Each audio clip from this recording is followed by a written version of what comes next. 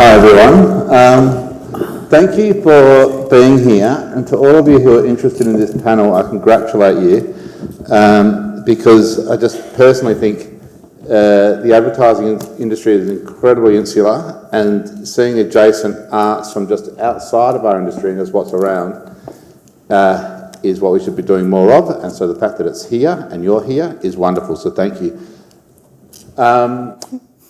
This morning, my wife and I, Anna, went to a waterfall, and the water, this is a slightly longer introduction than I'd hoped, so forgive me for just taking up 2 minutes of your time to tell this ridiculously boring story.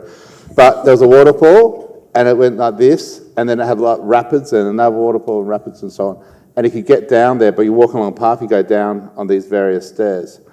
And Anna and I went for a swim, and I said to Anna, oh look, I'm just going to float down to the next set of stairs. And as I was floating down, it got faster and the rapids got really, really quick, and I was fucking getting tumbled around and bounced on my ass, and then I saw the stairs go by that I was going to try to get out of, and I kept on going down, getting bumped along, and then I had to get out, and as I was getting bumped along, I thought to myself, oh fuck, I'm not going to be able to make it back for this session, to host this session. And then I thought, what a wonderful metaphor this is, that I was getting bumped through, not quite knowing when the big rock was going to hit me, because that's what I feel like hosting this panel with these three on this film. Josie, all of you, do you guys want to touch on AI at all during this? No. Absolutely not. No. All right. Forte. Cool, we'll move on. Tracy, why bother making a film like this, or films at all, when there are so many good ads that can be made? Yeah, a good question. Yeah.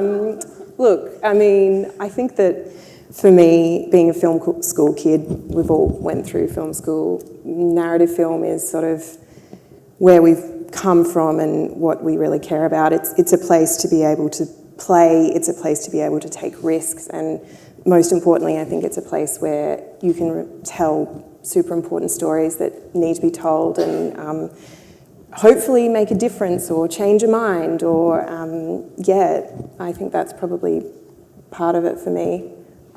Cool, great. And Annelise, this is not your first film.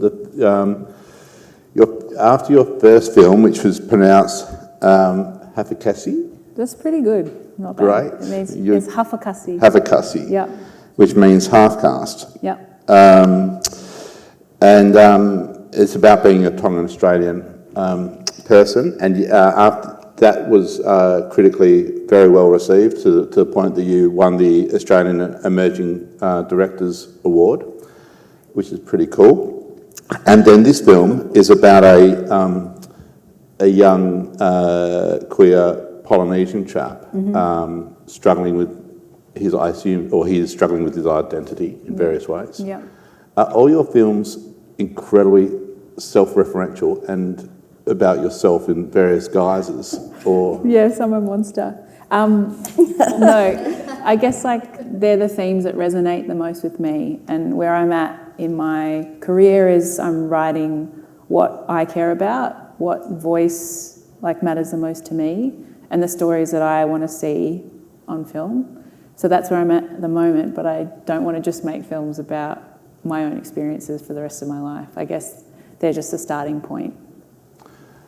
I found it interesting. I watched the film. I'm from Western Australia. I grew up in the Golden Triangle in Western Australia, if anyone knows Western Australia at all. And the whole film is about your family and your roots and so forth, and then that period of age where you want to find your own identity and become who you want to be, and your family pulling you back and you going, nah, I want that, or is that better? And it's that little space in between. Yeah. And what I found fascinating was I was watching this film going, oh, fuck, this is about me growing up in Perth, and it's not that at all. I find it fascinating that you're drawing on what you're about. Yep. That's so cool that you found something that resonates with you when we have totally different life experiences. And I guess that's what I love about film, like, is that you can make something that I had the intention of telling a particular story, but someone on the other side of the world, like for instance with Huffacussi, we went to Tribeca in New York, and I had a few crying women come up to me and being like, this is my story. My mum's Mexican, my dad's something else, and this story resonates so much with me. I used to iron my hair when I was a kid because I hated having curly hair. Like, you're speaking to me, and which is really important. And I guess the reason why, sorry to go off on a tangent, but the reason why I became a filmmaker and want to make these stories is like, growing up in Australia, I didn't really see myself represented on screen. When I turned on the TV, I saw blonde, baben, surfy chicks, and that's what I wanted to be. And I am not a blonde, baben, surfy chick. I am a curvy Polynesian tomboy, whatever you want to call it.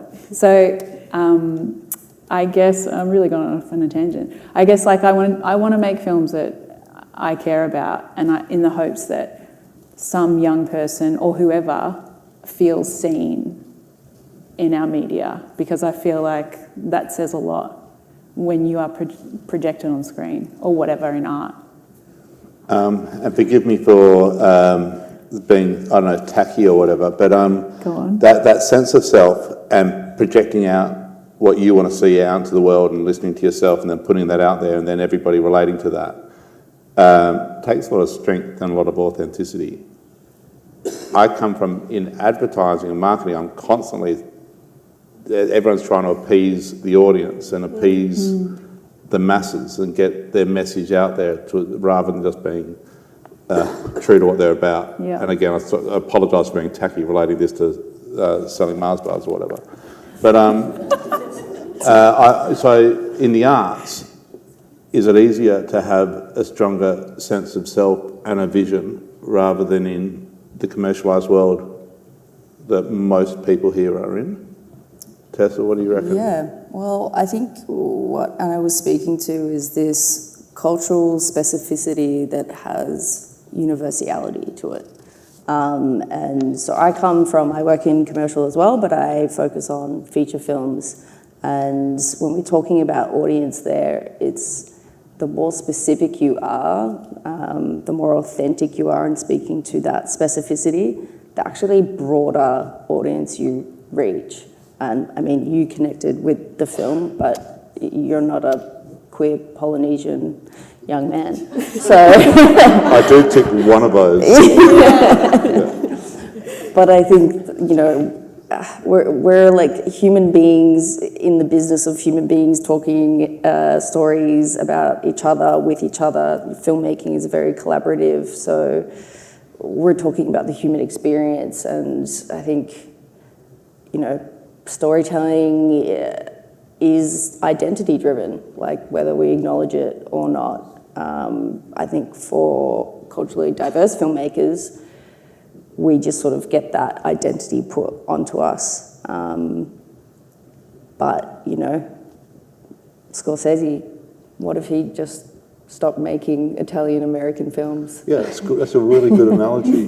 And yeah, exactly. So he just draws upon his own experience and everyone wants to be a gangster. I think it's just about owning the lens that you see the world through. I think it's a really beautiful thing. Yeah. It's such a great opportunity to see how other people experience life. So for me as a producer, when I come across a director like Anno that really owns that and is very authentic and true to that and has something really clear to say, then, one, I'm passionate about that. Two, then I know it's a strong product. Yeah. You know, it's a strong vision. It's interesting, isn't it? Because like Scorsese or Tarantino or just great... lots of directors do have a through line through everything they do that's kind of that, you know, they stick to what they know. Not saying anyway, whatever.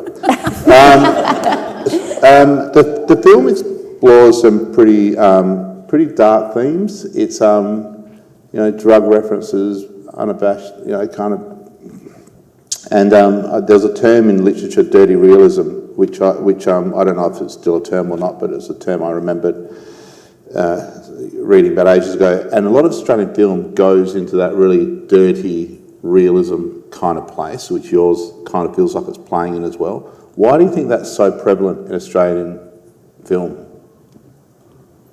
We're just dirty, really. We're grubs. I do think, like, culturally, Australian cinema is quite dark, like traditionally, like Snowtown, Gritty. Gritty.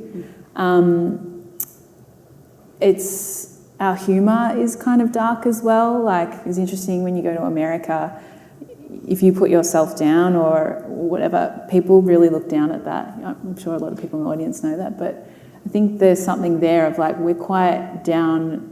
This is so negative, but, you know, our drama is like, we're dark human beings. We're in land that is not ours. We don't know who we are. So I think there's a lot of darkness there, to be honest. Sorry, I've really gone off on a tangent. No, that's good. Thinking about I like it. now. I like it. It's interesting. The question is why they're also dark and gritty, and I think colonisation's got a bit to do with it. Yeah.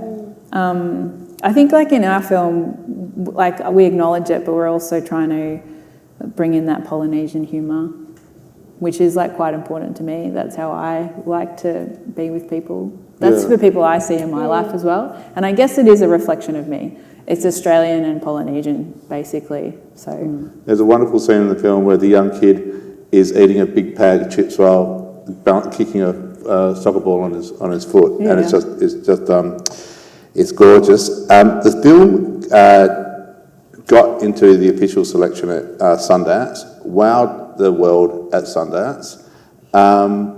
Tell us about what that experience is like. Well, I mean, Sundance is in Park City in Utah, so you have to imagine you're in the snow. I remember we had an orientation before we went, and it was all on Zoom, and it was summer in Australia, and there were warnings. They were like, bring your warmest jumper and then get another one, because it's like minus 16 degrees when you're there. And my favourite part, though, which I made sure to tell everyone, is because of the altitude, each drink you have is actually equivalent to 2. So you save a lot of money there. But yeah, so you're in the Alps, you're in a ski town, there's one main street, there's probably only 5 coffee shops and, you know, multiple restaurants, everything's covered in snow. And then you just have these celebrities, some of the biggest celebrities in the world there, and they're not on a red carpet, they're next to you, you're rubbing shoulders with them. I mean, I don't know, who did you see? Like, yeah, I think Conan O'Brien just walked past me to go shop in the North Face store while I was lining up for a talk. It's also like the town it's not big. I kind of described it like a Sovereign Hill version of like a ski, like a American ski lodge. Like, it kind of felt like you're walking up a set. And it's massive now. So when it first started, you know, it probably was like quite nice, but it's thousands and thousands. So there's people everywhere, and lots of cops directing traffic. Like, it's quite a bizarre, surreal experience. It kind of feels like your childlike self, like cosplaying your biggest dreams. You know, Sundance is my all-time favourite festival. It's been a huge goal of mine since, you know, I decided to go into this. So it's hard to be present, if that makes sense. Yeah, you just kind of gobsmacked the whole time. Robert Redford started the festival, didn't he? Does he still have a role, Annelise? He, like, technically does still have a role. He's not as present in the day-to-day, but his daughter takes on that kind of, like, his role of, like, for instance, she'll talk at events, or they took all the directors out for a brunch one morning at their beautiful lodge, which is like every cinematographer's dream to shoot at. It's stunning. And she gives this big speech about she gave a big speech about how Robert Redford started it in the Sundance in the 70s, and the whole reason why he started that festival was because all the same directors were making this films in Hollywood, and he wanted to give underrepresented directors and storytellers a chance and a platform to play at a prestigious festival in a beautiful place. And she speaks with a lot of passion. Like, she really believes in the ethos and is carrying that on for him, because I guess he's quite old now to be doing, sorry, Robert Redford, but to be doing the Like 90 day-to-day. or something, right? He's done his innings for sure. Yeah. But, you know, that ethos is still very much part of the festival, and I would say he's still got a creative, you know, stake in it. And it's independent film, isn't it? The whole thing of Sundance is independent film. So, and what is that about? I love this Just question. Sorry. independent films. Well, I guess independent films are just not backed by studios. So they're people like us, producers and filmmakers who set out with an idea, and they're the ones that have pushed it forward by attaching, you know, whatever they can. So they're usually lower budget. They usually Take a risk. Risk. They're risky. Yeah, they're the weird films that you get recommended later on Netflix. That, you know, there was one where Juliette Lewis was in, where her character falls in love with a chair. I really wanted to see that. I didn't get tickets, but just to give it, like, you know, they are films that traditionally aren't super commercial, where they would get pre-sales from sales agents or massive cast, but they get made for a low budget, and they go to Sundance, and if they do well, then they can succeed. There was an amazing record-breaking Australian film. Yeah, like there's a real purpose to Sundance as well. It's obviously you're showing your work and people are seeing it, but people are cutting deals. Like, you've got people, there was another fellow Australian colleague from Melbourne who came in with an independent film, which he made in the Docklands in Melbourne. I don't know the budget, but it was small. And he worked out it was a $7 million deal and a ticket to the Oscars. So it happens, like, when you say life-changing, it can, you know, you can go to the Oscars. So. Yeah. Go for it. Were you going to say Oh, that? no, okay. You sure? Yeah. I wasn't so they're more riskier, and I guess they're more, in some ways, more creative, or at least more creatively... They're more author-driven. Author-driven? Yeah, like, you know, singular voice rather than a studio Marvel, or like, you know, we need a rom-com and let's get, you know, the Hemsworth in there. It's very much, you know... Yeah, what's the voice? What the is voice? the storyteller trying to say? A singular voice, let's say that. Yeah. Great. Yeah. A more pure genesis of a creative idea, maybe. Not pure as in unadulterated. Yeah. Cool. And then maybe that's because the financial risks are lower and there's less riding on it, and so therefore you can have a bit of fun. Yeah. What creative risks did you guys take in your film? I guess, like, I really wanted to try some different things in comparison to my first film. So, like, I wanted to work with two non-actors who I really love and admire, who I knew in my own life.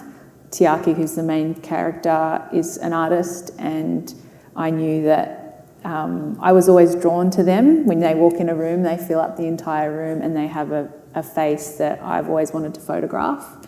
And so Are they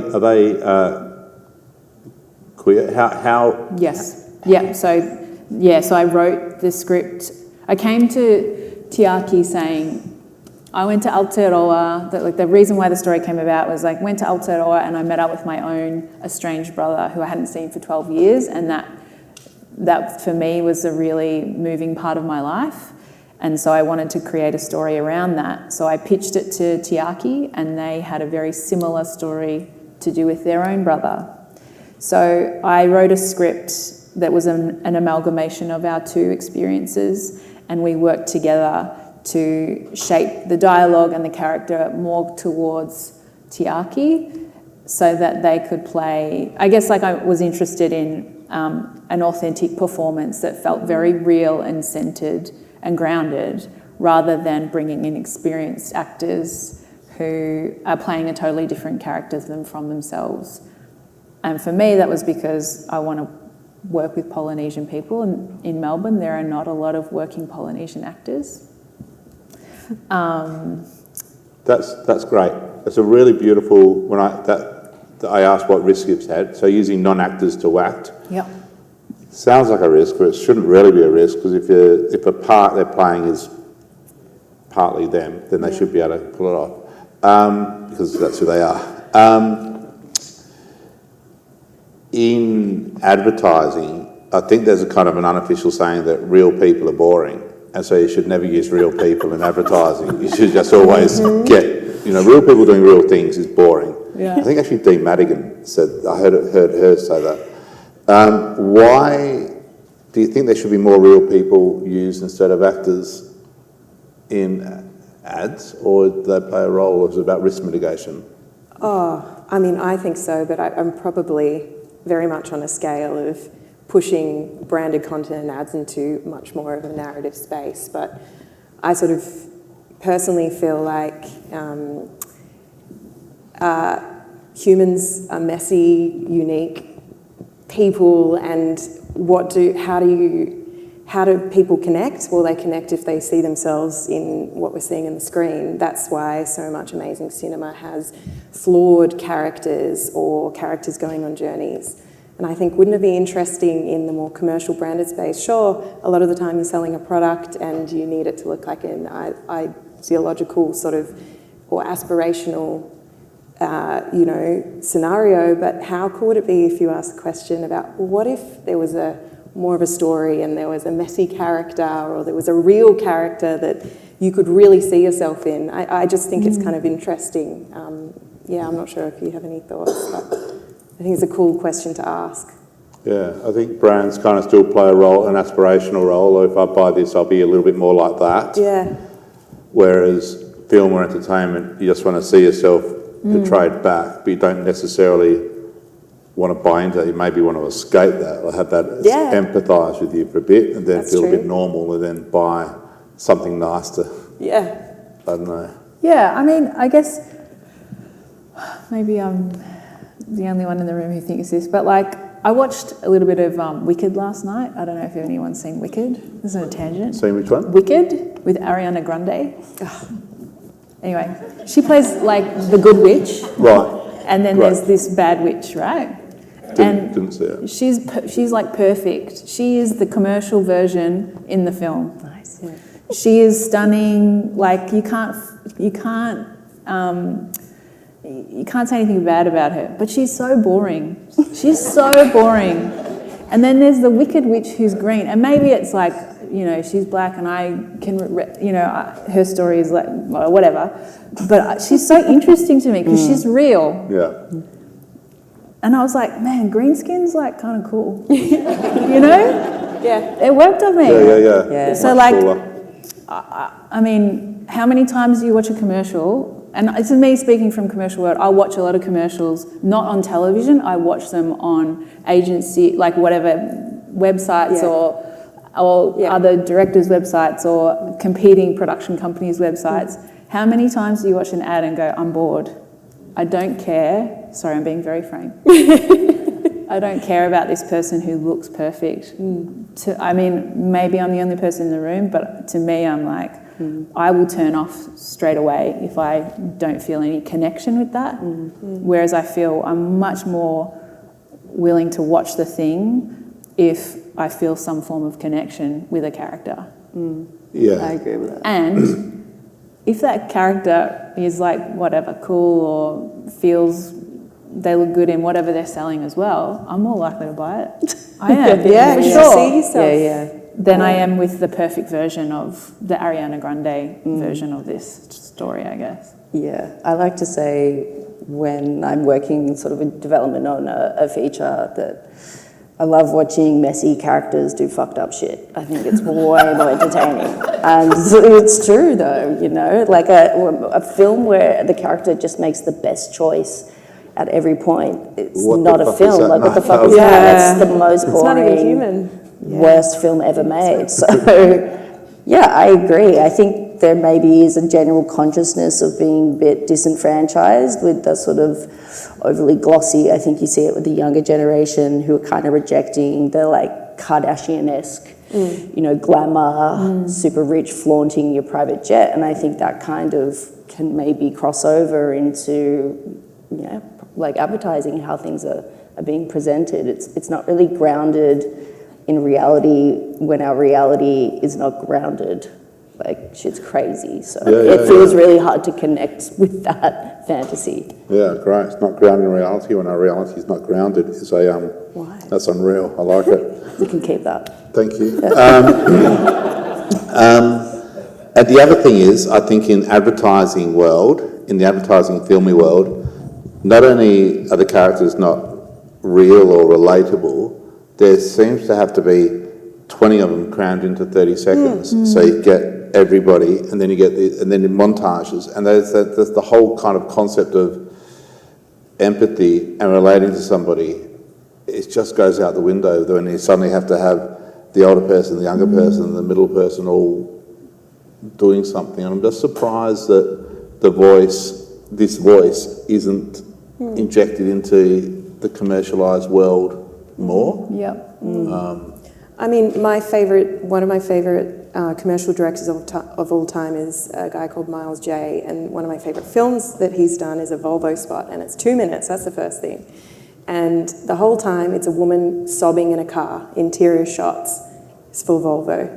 But she's crying and someone's helping her load in additional boxes, and the whole, it unravels, and it's one shot, it unravels that there's been a breakup and she's leaving and she's packing her car.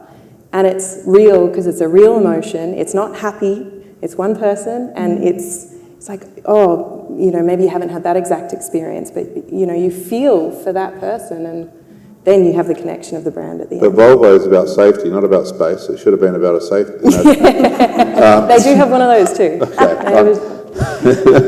No, that sounds cool. That sounds good. Any other risks? So using real people. Any other risks? Yeah, I guess like the beginning of the film is like gets lots of inspiration from Wong Kar-wai, who did this thing, like a technical thing. So it's like a stop print sort of thing that's like doesn't always translate into modern day cinema or commercial world, but we really wanted to try something artistic and fun. And I would say that the whole film is not like a traditional narrative drama that you might see on television. It is a little, the format is kind of strange. It starts off in this weird drug-induced, off-speed kind of haze, and then kind of ends in a more traditional drama. And I think that's unusual. And not a lot of festivals, mainstream festivals, would say yes to that. But someone like Sundance, who like to take risks and are interested in seeing stuff that they haven't seen a million times before, are interested in that sort of stuff. Yeah, what I found really interesting was how quickly you could establish an emotion. You're establishing shot. You could establish stuff very, very quickly, which is kind of like what we do well in ads. Yeah. There was a bit of that in this, I thought. And the other thing, it reminded me, I don't have many film references or many art house film references, but I do remember seeing BX Dancer in the Dark and feeling seasick. And I did get a bit of that. Cool. In this. That's a good film reference, Adam. Yeah, in this as well. Yeah. Yeah, but it's hard, isn't it? Like, you haven't seen the film, so we can't go too deeply into that. How do you manage staying true to your art whilst either making a buck around it or staying true to the art, hoping that will become a commercial entity in itself, or do you just not try? I think you just keep swinging in the dark until something hits and changes. Yeah. I don't know if I've got the perfect answer. But do you see this making any money? What's the commercial return on this? There is probably honestly no commercial return on it, but for our careers it does amazing things. Yeah. Like you have someone like Sundance say you're a great filmmaker because you've come here and you've showcased a film here. It then puts you in the place of like, I've since going to Sundance having lots of meetings with lots of American production companies who are like, what's your next thing? We want to look at your script in the potential of buying that. So it does, in a weird roundabout way, it connects you, I guess, with the people who are making a Nora or whatever, like the big indie films in America. Build your brand. Yep. Yeah, long term. Yeah. Yeah, cool. Good.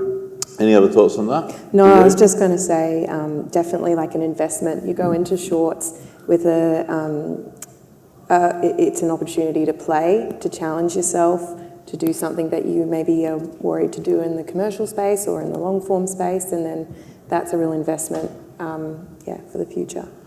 Cool. The film is incredible in terms of being. That's just really good. I really enjoyed it. I really loved it, and the fact that it's won at Sundance and is kind of. I think it's interesting. I think mark this moment because it'll be interesting to see where you guys go, where you all go next. Yeah. Quickly, just tell us where that is. What's next for you guys? What next for you all? Well, I have 5 feature films in development under my sort of own production company, one of them being with Rob Connolly and Arena Media. The boys. The boys. So yeah, I'm focusing on that really and just playing with anything in the in-between. Yeah. I'm developing 2 features at the moment, and I'm currently on maternity leave, but I will be back soon. But I guess my bread and butter is in commercials at the moment, so I will be back in that space soon. Great. Yeah.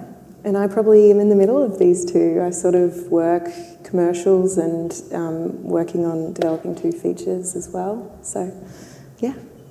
Fantastic. Thank you. Thank you all very much. Thank you everyone for listening. Absolutely fine. Thank you.